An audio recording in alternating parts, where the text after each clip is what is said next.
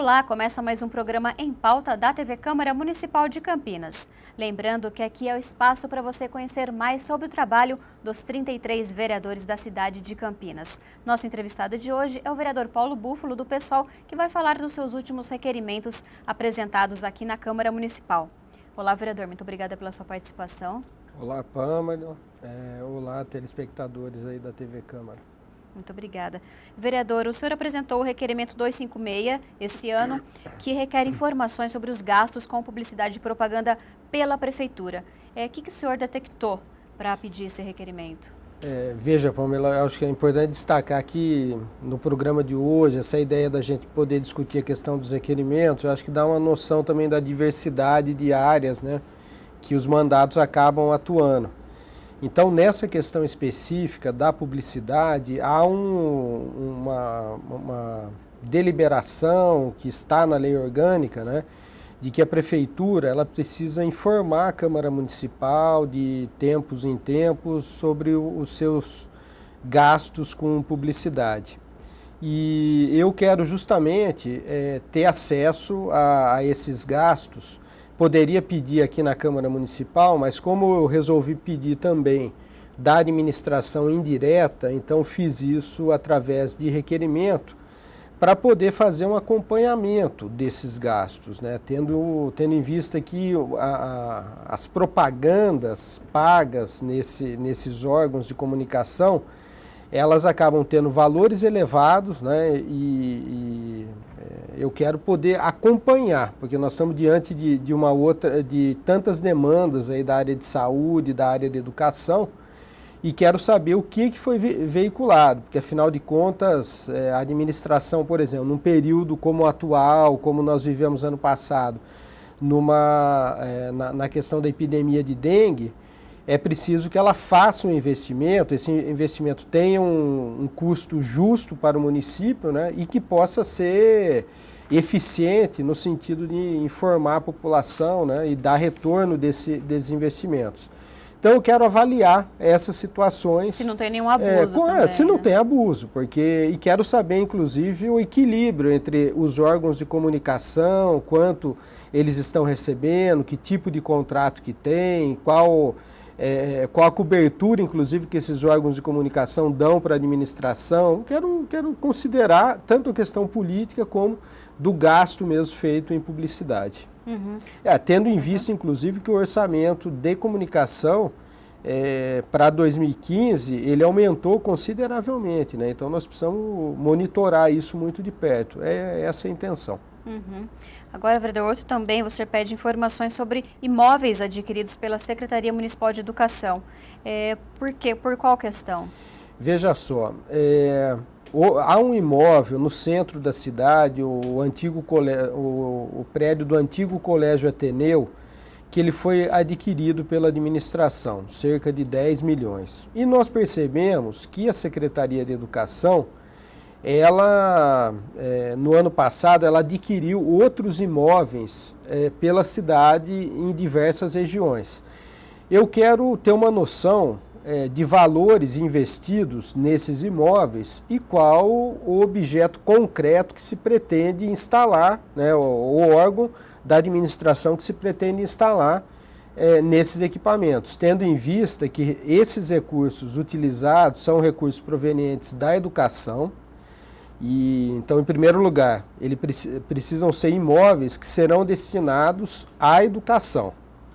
E uma segunda questão é de que a Secretaria anunciou recentemente que estava em busca de mais um imóvel no centro da cidade para a instalação de uma creche e acabou de fazer a aquisição desse. Então, eu quero cruzar essas informações justamente para garantir que o dinheiro da educação ele possa ser investido de fato na educação na cidade, tendo em vista que há várias unidades aqui no município que precisam de reforma, que precisam de ampliação, e nós não podemos utilizar os recursos da educação fora daquilo que é carimbado esse recurso. Portanto, esse é o questionamento que eu apresentei no requerimento. E precisa também de mão de obra, né, vereador? Qual a sua avaliação Exatamente. em relação a isso aqui na cidade de Campinas? Nós temos uma situação de falta de mão de obra, tanto de professores como de monitoras de educação infantil. O concurso... Porque a fila é grande, Não, né? a fila é grande, a fila é grande. E o seguinte, as unidades, elas estão superlotadas, então o número de crianças por adulto já excedeu consideravelmente o número razoável, assim, para ter tanto cuidado como educação com essas crianças, né? E, portanto, é preciso contratar. Então, nós vamos assistindo várias situações de dobra, quando falta. Vimos, por exemplo, escola, ou melhor, creches, que tiveram que mandar as crianças para casa, ou escolher ir pela manhã ou à tarde, por falta de trabalhadoras, né? Então, tudo isso vai prejudicando, vai acometendo a qualidade da educação. E, nesse caso específico, depois o que nós assistimos? O adoecimento desses trabalhadores pelo volume de trabalho, enfim, e aí a crítica recai novamente sobre os servidores, porque aí eles acabam precisando de licença médica, precisando de um cuidado médico e acabam se afastando do trabalho. Então, naturalmente, nós temos que olhar para todos os gastos que são efetuados na área da educação e procurar cobrar as necessidades, como a gente está discutindo aqui. Por isso, esse requerimento vai focar essa questão dos gastos feitos aí em novos imóveis pela Secretaria de Educação. Uhum. E quanto à convocação das agentes de educação infantil, vereador, o senhor tem acompanhado? Eu tenho acompanhado nas últimas matérias que nós ouvimos por conta dessa escola, da creche que teve que dispensar as crianças.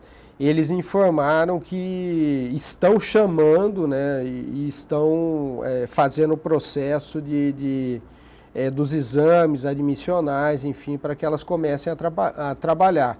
Mas esse processo, pelo que nós estamos percebendo ainda está muito lento, né? Precisa acelerar isso, sem dúvida. Tá certo. Agora, um outro requerimento, vereador, é o 161 desse ano também, que requer informações sobre o atendimento por intérpretes de Libras em todas as áreas da administração pública direta e indireta. É referente a uma proposta sua, uma lei de sua autoria. Isso, Pamela. É uma legislação que nós propusemos ainda no meu segundo mandato, né, entre 2004 e 2008, prevendo que todos os órgãos da administração pública, direta e indireta, quando recebessem uma pessoa surda, ela pudesse ser atendida com a linguagem de sinais, com Libras, né?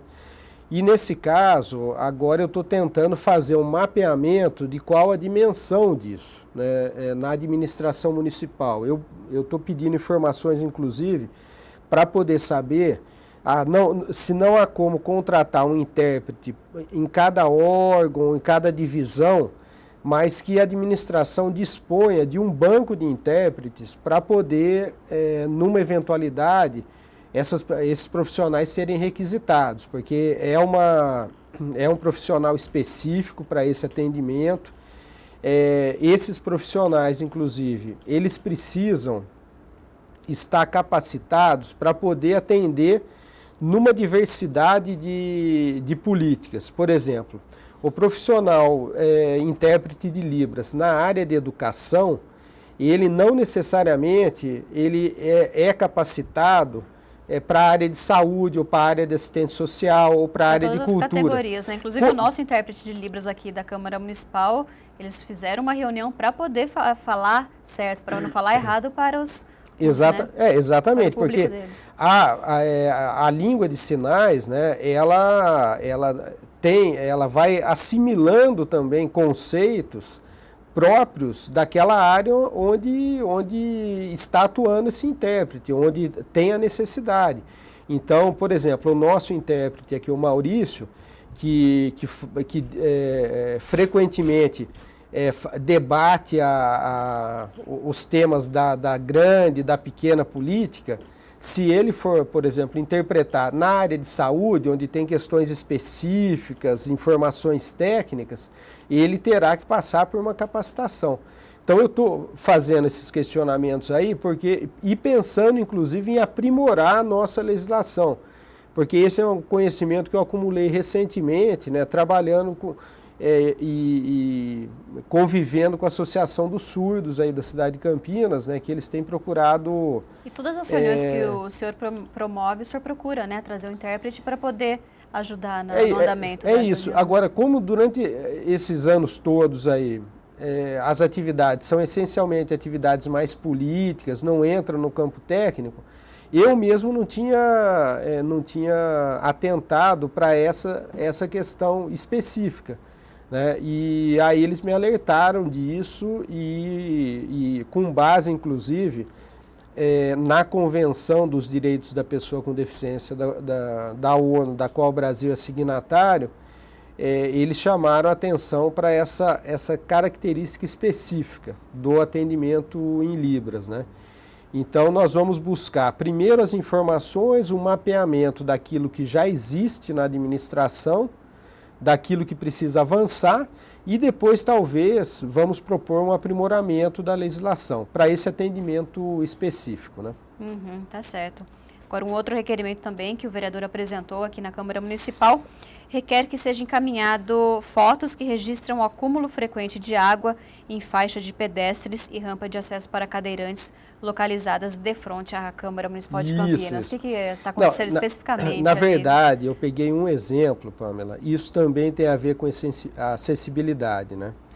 O que ocorre é que a cidade de Campinas, há cerca de 5 anos atrás, ela recebeu um conjunto de rampas de acessibilidade em calçadas, sobretudo no centro da cidade e em algumas regiões, como aqui no entorno da Câmara.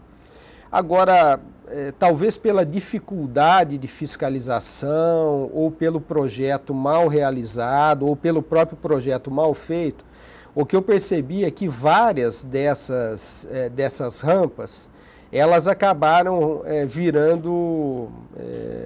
retendo águas pluviais. Então, viraram assim represas de águas pluviais. Então, eu peguei esse exemplo aqui da frente da Câmara Municipal para poder cobrar da administração, mandei as fotos, inclusive, para poder cobrar da administração obras de reparo ou reconstrução dessas rampas, tendo em vista que essa daqui especificamente, nos períodos de chuva, o cadeirante não pode utilizar, muito risco, né? Oferece risco, ele não pode utilizar. Se ele para ali, por exemplo, ele pode ter, por exemplo, sair totalmente molhado, porque fica poças imensas de água, né? Então, ou a queda que isso pode gerar, enfim. E não é possível, então, utilizar essas rampas. Então, nós estamos cobrando nesse requerimento para que a administração faça a fiscalização e melhore o escoamento de água nesses equipamentos, porque é um equipamento público, né? As rampas. Claro. Agora, por fim, vereador, o senhor também apresentou um requerimento que dispõe e pede informações sobre o serviço SOS Discriminação. Do que se trata esse serviço? Veja só, essa é de uma lei de 2000, né? Que prevê a criação desse serviço, e a comunidade negra da cidade de Campinas, com quem eu tenho diálogo, o pessoal das religiões matrizes africanas, né?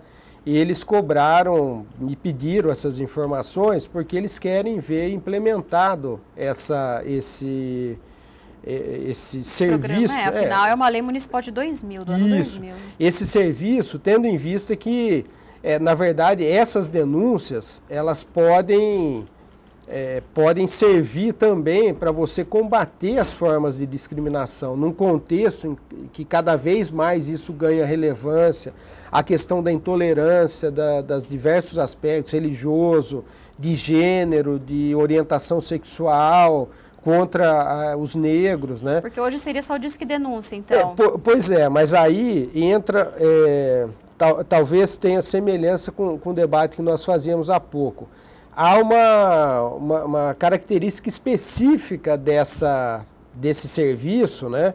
Para poder também, ao receber uma denúncia, poder trabalhar, inclusive, com a possibilidade de um acolhimento dessa pessoa, se ela quiser. Não é o caso do Disque Denúncia, né? Nós imaginamos, por exemplo, que se a pessoa ela vai denunciar uma violação contra ela ela própria, por exemplo, uma denúncia, uma situação que ela viveu, ela pode também, nesse caso, poderia buscar um acolhimento, né, se tivesse atuando o SOS, né, junto com o centro de referência. Hoje, então, na verdade, não tem nenhum canal para a pessoa poder denunciar, o ideal seria que colocasse em prática o serviço SOS. A legislação, ela diz que precisa ter um processo de divulgação, que precisa ser amplo. E hoje eu avalio assim, se a pessoa tiver conhecimento específico de onde está instalado o centro de referência, ela poderá buscar ou não esse acesso, o diálogo. Um serviço SOS, né, um serviço de acolhimento e de recepção dessas denúncias, teria que ser mais divulgado, teria que ser mais amplo, né, para que as pessoas pudessem ter acesso. Então é isso que nós imaginamos. O que nós queremos? Ter as informações para saber se a prefeitura pretende fazer, se não pretende, qual que é o problema, como que nós podemos ajudar, inclusive, buscando eventualmente um convênio com o governo estadual, federal, para poder efetivar isso. Tá certo. Bom, vereador, desses requerimentos o senhor não teve ainda uma posição da prefeitura? Não, porque eles foram apresentados recentemente, né? Está no prazo de 30 dias, Isso. Eu aguardo ainda essas respostas. Tá certo. Então, recebendo as respostas, vereador, por favor, esteja à vontade aqui para a gente gravar novamente um programa e o senhor falar dos seus requerimentos atuais e outras ações do seu mandato. Não, legal, Pamela. Eu acho importante isso, até porque os nossos requerimentos, eles precisam gerar também políticas, né? Então, quando a gente busca uma informação, é sempre no intuito de fazer uma elaboração ou ir buscar um auxílio para implementar uma política. Tá certo. Eu agradeço a sua participação aqui no programa. Eu que agradeço. Muito obrigada. O programa Em Pauta fica por aqui, lembrando que você pode acompanhar a entrevista do vereador Paulo Búfalo no YouTube, no canal da TV Câmara Campinas. Nós agradecemos a sua audiência e até um próximo programa.